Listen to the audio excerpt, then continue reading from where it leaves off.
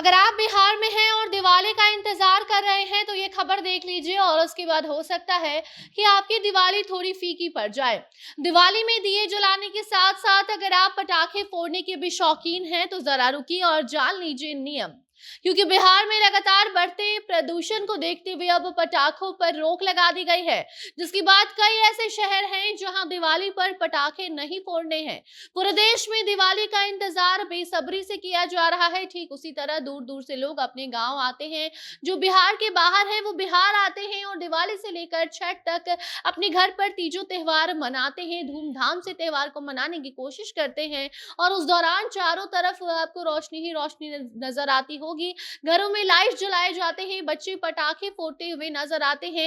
लेकिन ये नजारा इस बार शायद आपको बिहार में नहीं दिखेगा, क्योंकि इस बार बिहार में कई ऐसे शहर हैं जहां पर पटाखों पर साफ तरह से रोक लगा दी गई है। जी हाँ, सबका अपना अपना तरीका होता है जश्न मनाने का।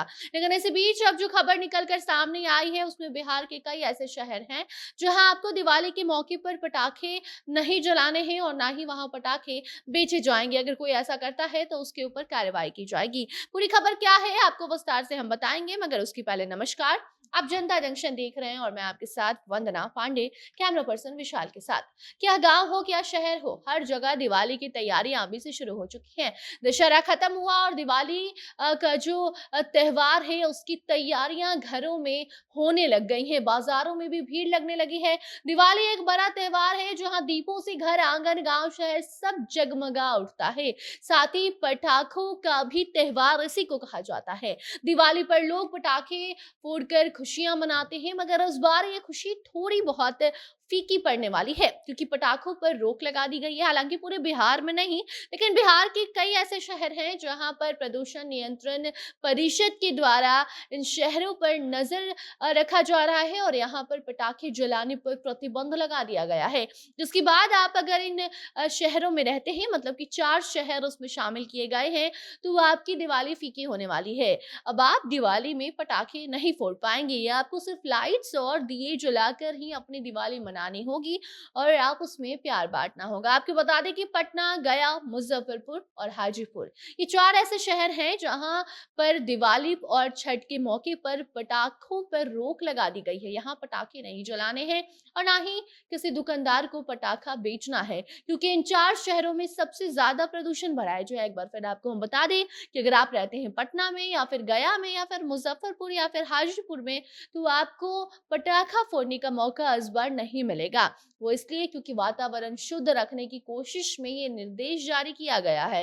इसको लेकर सभी जिलों के डीएम को जल्दी पत्र लिखकर निर्देश दे दिया जाएगा, जिससे कि वो अपने अपने जिलों में किसी भी तरह के पटाखे बेचने या फोड़ने पर सख्त रोक लगाएं और प्रशासन भी लोगों पर नजर रखे कि कहीं और या फिर किसी और जिले से पटाखे लाकर लोग अपने घर पर ना फोड़े। अगर कोई ऐसा करेगा तो उसके ऊपर कार्रवाई की जाएगी।